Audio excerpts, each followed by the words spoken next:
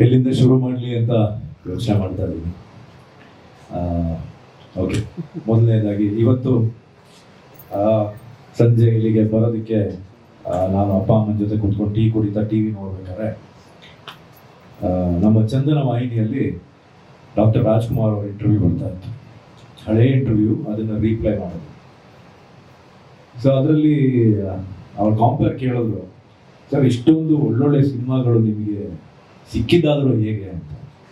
ಅವ್ರು ಹೇಳಿದ ಒಂದೇ ಮಾತು, ನನ್ನ ಮೇಲೆ ನಂಬಿಕೆ ಇಟ್ಟಂತ ನನ್ನ ನಿರ್ಮಾಪಕ ಮತ್ತು ನನ್ನ ನಿರ್ದೇಶಕರು, ಅವರಿಂದ ನನಗೆ ಆ ಸಿನಿಮಾಗಳು ಬಂದು ಅದರಿಂದ ನಾನು ಡಾಕ್ಟರ್ ರಾಜ್ಕುಮಾರ್ ಆದೆ ಅಂತ, ಅಂದರೆ ರಾಜಕುಮಾರನಾದೆ ಅಂತ ಅವ್ರು ಹೇಳ್ಕೊಂಡ್ರು.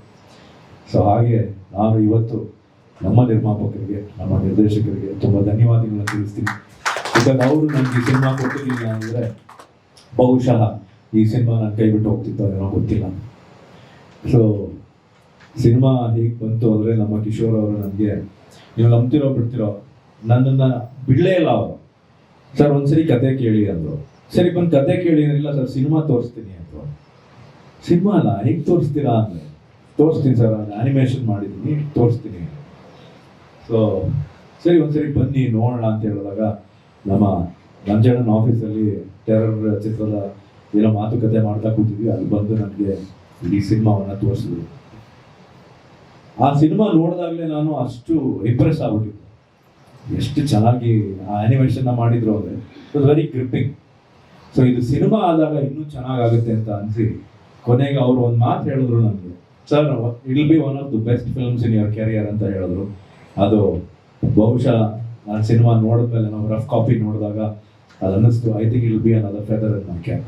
ಯಾಕೆಂದರೆ ತುಂಬ ನನ್ನ ಸಿನಿಮಾ ಅಂತ ಹೇಳ್ತಾ ಇಲ್ಲ, ಆನೆಸ್ಟ್ ಆಗಿ ಹೇಳ್ತಾ ಇದ್ದೀನಿ. ಒಂದು ಒಳ್ಳೆ ಕತೆ, ಆಮೇಲೆ ಒಬ್ಬ ಆ್ಯಕ್ಷನ್ ಹೀರೋನ ಇಟ್ಕೊಂಡು ಆ್ಯಕ್ಷನ್ ಇಲ್ಲದೆ ಸಿನಿಮಾದಲ್ಲಿ ಹೇಗೆ ಕಂಪ್ಲೀಟ್ ಕೇಸ್ನ ಸಾಲ್ವ್ ಮಾಡ್ತಾರೆ. ಐ ಪ್ಲೇ ಪೊಲೀಸ್ ಆಫೀಸರ್ ಈ ಸಿನಿಮಾದಲ್ಲಿ. ಸೊ ಪೊಲೀಸ್ ಆಫೀಸರು ಚಿಕ್ಕಮಂಗ್ಳೂರಿಗೆ ಬೇರೆ ಏನೋ ಕೇಸ್ಗೋಸ್ಕರ ಹೋಗಿರ್ತಾನೆ, ಅಲ್ಲಿ ಬೇರೆ ಕೇಸ್ಗಳು ಓಪನ್ ಆಗ್ತಾ ಹೋಗ್ತಾ ಹೋಗ್ತಾ ಹೋಗ್ತಾ ಸಿನಿಮಾ ನಿಮಗೆ ಹೇಗೆ ಗ್ರಿಪ್ಪಿಂಗ್ ಆಗಿ ಕೂರಿಸುತ್ತೆ ಅಂದರೆ, and of course highlight suspense. Obviously ಯಾರು ಗೆಸ್ ಮಾಡೋದಕ್ಕಾಗೋದಿಲ್ಲ, ಯಾಕೆಂದರೆ ಸಿನಿಮಾ ಕತೆ ನೋಡ್ಬೇಕಾದ್ರೆ ನನಗೇನೆ, ಆ್ಯನಿಮೇಷನ್ ನೋಡ್ಬೇಕಾದ್ರೆ ನನಗೇನೆ ಗೆಸ್ ಮಾಡೋಕ್ಕಾಗಲಿಲ್ಲ. ಸೊ ಹಾಗಾಗಿ ಥ್ಯಾಂಕ್ ಯು ಸರ್, ಒಂದು ಒಳ್ಳೆ ಸಿನಿಮಾ. ಹಾಗೆ ನನ್ನ ಟೀಮ್ ಬಗ್ಗೆ ಹೇಳಬೇಕು ಅಂದರೆ, ಉದಯ್ ಫಸ್ಟ್ ಆ್ಯಕ್ಚುಲಿ ಈ ಸಿನಿಮಾನ ನಮ್ಮ ಇನ್ನೊಬ್ರು ಮಾಡಬೇಕಾಗಿತ್ತು, ಹೆಸರು ಬೇಡ, DOP. ಸೊ ಅದು ಯಾವುದೋ ಕಾರಣ ಅಂತ, ಇದು ಮಾಮೂಲಿ ಬಿಡಿ ಬೈಬಲ್. ಸೊ ಕಾರಣಾಂತರಗಳಿಂದ ಅದು ಆಗದಿದ್ದಕ್ಕೆ ಯಾರು DOP ಕೇಳಿದ ತಕ್ಷಣ ಉದಯ್ ಅಂತ ಹೇಳಿದ್ರು. ಅವಾಗ ತಾನೇ ಅವಾಗ ನಮ್ಮ ವಿಜಯ ರಾಘವೇಂದ್ರ ಸಿನಿಮಾ ರಿಲೀಸ್ ಆಗಿತ್ತು. ಅದರಲ್ಲಿ ರಾಘು ಸಿನಿಮಾ ರಿಲೀಸ್ ಆಗಿತ್ತು. ಅದರಲ್ಲಿ ಅವ್ರ ಹೆಸರನ್ನು ನೋಡಿದ್ದೆ ಟ್ರೈಲರಲ್ಲಿ, ಉದಯ್ ಇಲ್ಲ ಅಂತ. ಸೊ ಅದೇ ಸಿನಿಮಾ, ನಮ್ಮ ಸಿನಿಮಾಗೆ ಅದೇ DOP ಬರ್ತಿದ್ದಾರೆ ಅಂದ ತಕ್ಷಣ I was very happy. Uday sir ತುಂಬ ಚೆನ್ನಾಗಿ ಮಾಡಿದ್ದೀರಾ. I think one of the highlights of the film is your cinematography. So ಹಾಗೆ ಇನ್ನು ನಮ್ಮ ಸಹ ನಟರ ಬಗ್ಗೆ, ಅರಸರ ಬಗ್ಗೆ ಹೇಳಬೇಕು. ಅಫ್ಕೋರ್ಸ್ ನಾನು ಏನು ಅಂತ ಹೇಳೋಗೆ ನನಗೂ ಈಗ ಅನುಮತಿ ಇಲ್ಲ.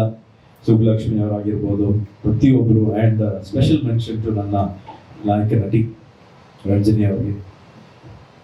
ಅವರೇ ಹೇಳೋದ್ರಲ್ಲ, ನಾನು ಹೇಳ್ತಾ ಇದ್ದೀನಿ, ಈ ಸಿನಿಮಾ ಆದಮೇಲೆ ಬಹುಶಃ ಐ ಥಿಂಕ್ ಭಾಳಷ್ಟು ಜನ ನಿರ್ದೇಶಕರು, ನಿರ್ಮಾಪಕರು ಲೇಡೀಸ್ ಓರಿಯೆಂಟೆಡ್ ಸಿನಿಮಾ, ಈಗ ನಾವು ಬಾಲಿವುಡಲ್ಲಿ, ತಮಿಳಲ್ಲಿ, ತೆಲುಗಲ್ಲೆಲ್ಲ ಹೇಗೆ ನೋಡ್ತೀವಿ, ಆ ಥರ ಕನ್ನಡದಲ್ಲಿ ಬಹುಶಃ ಅವರಿಂದ ಸ್ಟಾರ್ಟ್ ಆಗುತ್ತೆ ಅಂತ ನಾನು ಅನಿಸ್ತಾ ಇದೆ. Because she has performed really good. ಅಂದರೆ ನಾನು ಹೇಳಬಾರ್ದು, ನೀವು ಸಿನಿಮಾ ನೋಡಿದಾಗ ನೀವಾಗಲೇ ಹೇಳ್ತೀರ, ಅವ್ರಿಗೆ ಅಷ್ಟು ಚೆನ್ನಾಗಿ ಪರ್ಫಾರ್ಮ್ ಮಾಡಿದ್ದಾರೆ. ಅಫ್ಕೋರ್ಸ್ ಈ place my wife in the film, ಒಂದು ಗರ್ಭಿಣಿಯ ಪಾತ್ರ, ಸೈಕಾಟ್ರಿಸ್ಟ್ ಪಾತ್ರ. ಸೊ ಥ್ರೂ ಔಟ್ ನಮ್ಮಿಬ್ಬರದ್ದು ಜರ್ನಿ ಇರುತ್ತೆ ಸಿನಿಮಾದಲ್ಲಿ. ಸೊ ಅವ್ರು ಆ್ಯಕ್ಚುಲಿ ಪ್ಲೇ ಮಾಡಿರೋಂಥ ಕ್ಯಾರೆಕ್ಟರ್ ಅಷ್ಟು ಈಸಿ ಅಲ್ಲ, ಬಟ್ ತುಂಬ ತುಂಬ ಚೆನ್ನಾಗಿ ಪರ್ಫಾರ್ಮ್ ಮಾಡಿದ್ದಾರೆ. ಸೊ ಹೀಗೆ ನಾವೆಲ್ಲ ಕೂತ್ಕೊಂಡು ಮಾತಾಡ್ತಾ ಇರ್ಬೇಕಾದ್ರೆ ಹೇಳಿದ್ರಲ್ಲ, ಹೀಗೆ ಮೈಸೂರು ಸ್ಯಾಂಡಲ್ ಸೋಪ್ ನಮ್ಮ ಅಜ್ಜಿ ಹೇಳ್ಕೊಟ್ಟಿದ್ದರು. ಸೊ ನಾವು ಮೈಸೂರವ್ರು ಆಗಿರೋದ್ರಿಂದ ನಮ್ಮ ಮೈಸೂರು ಸ್ಯಾಂಡಲ್ ಸೋಪ್ ಬಿಟ್ಟು ಬೇರೆ ಯಾವುದು ಯೂಸ್ ಮಾಡೋದಿಲ್ಲ. ಸೊ ಹಾಗೆ ಅವ್ರು ಹೇಳಿದಾಗೆ ನಾನು ಕನ್ನಡ ಪೇಪರ್ ಬಿಟ್ಟು ಬೇರೆ ಯಾವುದು, ಇಂಗ್ಲೀಷ್ ಪೇಪರ್ ಬರುತ್ತೆ ಮನೆಗೆ, ಬಟ್ ನಾವು ಓದೋದು ಫಸ್ಟ್ ಕನ್ನಡ ಪೇಪರ್. ಸೊ ಹಾಗಾಗಿ ಥ್ಯಾಂಕ್ ಯು. ಅದನ್ನು ಆದಷ್ಟು ನಾವು, ನೀವು ಯಾವ ಥರ ಕಾಫಿಗೆ ಸಿಕ್ಕರೆ ನೀವು ಮಾತಾಡ್ಬೋದು. ಎಸ್. ಸೊ ಹಾಗೆ ಪ್ರತಿಯೊಬ್ಬರಿಗೂ, ನನ್ನ ನಿರ್ಮಾಪಕರಿಗೆ, ನನ್ನ ನಿರ್ದೇಶಕರಿಗೆ, ನನ್ನ ಸಹ ನಟರಿಗೆ, ಗೌತಮ್ ಅವರೆಲ್ಲೋ ಹಿಂದೆ ಕೂತ್ಕೊಂಡಿದ್ದಾರೆ. Thank you. ಅವರು ತುಂಬ ಅದ್ಭುತವಾಗಿ ಈ ಸಿನಿಮಾದಲ್ಲಿ ನಟನೆ ಮಾಡಿದ್ದಾರೆ. ಹಾಗೆ ನನ್ನ direction team, Ramanna team, and finally last but not the least Sadhu Kokila ಅವ್ರ ಬಗ್ಗೆ ನಾನು ಹೇಳಲೇಬೇಕು. ಈ ಸಿನಿಮಾನ ನಾವು ಫಸ್ಟು ಯೋಚನೆ ಮಾಡಿದಾಗ ನಾನು ಬಂದಿದ್ದು ಕಿಶೋರ್ ಸರ್ಗೆ ಹೇಳಿದ್ದು ನಾನು, ಸರ್ ಈ ಸಿನಿಮಾಗೆ ಮ್ಯೂಸಿಕ್ಕು ಸಾಧು ಅವ್ರು ಬಿಟ್ರೆ, with due respects to other music directors, ಪ್ರತಿಯೊಬ್ಬರ ಜೊತೆ ನಾನು ಸಿನಿಮಾದಲ್ಲಿ ವರ್ಕ್ ಮಾಡಿದ್ದೀನಿ, ಬಟ್ ಈ ಸಿನಿಮಾಕ್ಕೆ ಸಾಧು ಕೋಕಿಲ ಅವರೇ ಮ್ಯೂಸಿಕ್ ಮಾಡಬೇಕು ಅಂತ ಹೇಳಿ ತುಂಬ ಅವ್ರಿಗೆ ಕನ್ವಿನ್ಸ್ ಮಾಡಿ, ಆಮೇಲೆ ಕೊನೆ ಅವ್ರು ಕನ್ವಿನ್ಸ್ ಇಲ್ಲ ಸರ್ ಸಾಧು ಸರೇ ಮಾಡಬೇಕು ಇದಕ್ಕೆ ಮ್ಯೂಸಿಕ್ ಅಂತ ಹೇಳಿ. ಇವತ್ತು ನಾನು ನೋಡಿಲ್ಲ, ಅವ್ರು ನೋಡಿದ್ದಾರೆ. ಒಂದು ಚಿಕ್ಕ ಇನ್ಸಿಡೆಂಟ್ ಹೇಳ್ತೀನಿ. ಫಸ್ಟ್ ಟೈಮ್ ಅವ್ರು ಸಾಧು ಸರ್ದು ಮ್ಯೂಸಿಕ್ಕು ರಫ್ ಆಗಿತ್ತು, ಬ್ಯಾಲೆನ್ಸ್ ಆಗಿರಲಿಲ್ಲ. ಅವ್ರು ನೋಡ್ಬಿಟ್ಟು ನಂಗೆ ಫೋನ್ ಮಾಡಿದ್ರು, ಸಾರ್ ನೀವು ಬಂದು ಮ್ಯೂಸಿಕ್ ನೋಡಿ ಸಾರ್, ಇದು ಸಾಧು ಅವ್ರ ಮ್ಯೂಸಿಕ್ ಅನ್ಸಲ್ಲ ನಿಮಗೆ ಅಂದ್ಬಿಟ್ರು. ನನಗೆ ಹೆದರಿಕೆ ಆಗೋಯ್ತು ಫಸ್ಟು. ಇಲ್ಲ ಬಿಡಿ ಪರವಾಗಿಲ್ಲ, ಅದೇನೋ ಮಾಡ್ತಾರೆ, ನಾನು ನಾಳೆ ಬಂದು ನೋಡ್ತೀನಿ ಅಂತ. ಆಮೇಲೆ ನನಗೆ ಗೊತ್ತಿತ್ತು, ಬಿಕಾಸ್ ನಾನು ಎದೆಗಾರಿಕೆನಲ್ಲಿ ಅವ್ರ ಫೈನಲ್ ವೀಕ್ಸ್ ಹೆಂಗೆ ಮಾಡ್ತಾರೆ ಅಂತ ಕೂತ್ಕೊಂಡು ನೋಡಿದ್ದೆ. ಸುಮನ ಕಿತ್ತೂರ್ ಜೊತೆ ಕೂತ್ಕೊಂಡು ಸಾಧು ಕೋಕಿಲ ಅವರು ಎಲ್ಲಿ ಏರಿಳಿತಗಳು ಬೇಕು, ಎಲ್ಲಿ ಎಮೋಷನ್ ಜಾಸ್ತಿ ಇದೆ ಅನ್ನೋದು ಆ ಮನುಷ್ಯನಿಗೆ ಅಷ್ಟು ಚೆನ್ನಾಗಿ ಗೊತ್ತು ಪಲ್ಸ್. ಸೊ ಅವ್ರ ಫೈನಲ್ ಮಿಕ್ಸ್ನ ಮಾಡ್ಬೇಕಾದ್ರೆ ಎದೆಗಾರಿಕೆನ ನಾನು ಕೂತ್ಕೊಂಡು ನೋಡಿದ್ದೆ. ಸೊ ಅದನ್ನೇ ಇವಾಗ ಅವ್ರು ಬ್ಯಾಲೆನ್ಸ್ ಮಾಡಿದ್ಮೇಲೆ ನಮ್ಮ ಕಿಶೋರ್ ಅವ್ರು ಹೇಳಿದ್ರು, ಸಾರ್ ಗೂಸ್ ಬಂಪ್ಸ್ ಬರ್ಬಿಡ್ತು ಸಾರ್ ಅವ್ರು. ನಾನು ಹೇಳಿದ್ವಾ ಗೊತ್ತು ನನಗೆ ನಮ್ಮ ಸಾಧು ಅವ್ರು ಹೆಂಗ್ ಮಾಡ್ತಾರೆ ಅನ್ನೋದು. ಒಬ್ಬ ಅದ್ಭುತವಾದ ನಟ ಅಲ್ಲದೆ ಅದ್ಭುತವಾದ ಸಂಗೀತ ನಿರ್ದೇಶಕ, ಒಬ್ಬ ಈಸ್ ಫ್ಯಾಂಟಾಸ್ಟಿಕ್ ಟೆಕ್ನಿಷಿಯನ್. ಸೊ ಸಾಧು ಅವರು ಇವತ್ತು ಏನೋ ಕಾರಣಾಂತರಗಳಿಂದ ಬರೋಕ್ಕಾಗಲಿಲ್ಲ. ಸೊ ಹಾಗಾಗಿ Sadhu Maharaj, thank you very much. ನಮ್ಮ ಸಿನಿಮಾಗೆ ನಮ್ಗಿಂತ ಜಾಸ್ತಿ ಜೀವ ತುಂಬಿರೋದು ನೀವು. ಸೊ ಇದರಲ್ಲಿ ಈ ವೇದಿಕೆ ಮೇಲೆ ನಿಮಗೆ ಧನ್ಯವಾದಗಳನ್ನ ಹೇಳೋದಕ್ಕೆ ಇಷ್ಟಪಡ್ತೀನಿ. ಹಾಗೆ ನಮ್ಮ ಎಡಿಟರ್ ಅರ್ಜುನ್ ಅವರು, ಸೊ ಪ್ರತಿಯೊಬ್ಬರು ನಮ್ಮ ಟೆಕ್ನಿಷಿಯನ್ಸ್ ಯಾರ್ಯಾರು ಈ ಸಿನಿಮಾಕ್ಕೆ ವರ್ಕ್ ಮಾಡಿದಾರೋ ಪ್ರತಿಯೊಬ್ಬರಿಗೂ ಥ್ಯಾಂಕ್ ಯು. ಹಾಗೆ ನನ್ನ ಹುಟ್ಟುಹಬ್ಬದ ಒಂದು ದಿನದ ಮುಂದೆ ಪ್ರಯುಕ್ತ ನನ್ನ ಸಿನಿಮಾ ರಿಲೀಸ್ ಆಗ್ತಾ ಇದೆ. ಸೊ ಇದನ್ನ ಕೊಡುಗೆಯಾಗಿ ಕೊಟ್ಟಿದ್ದಕ್ಕೆ ಥ್ಯಾಂಕ್ ಯು ಸರ್.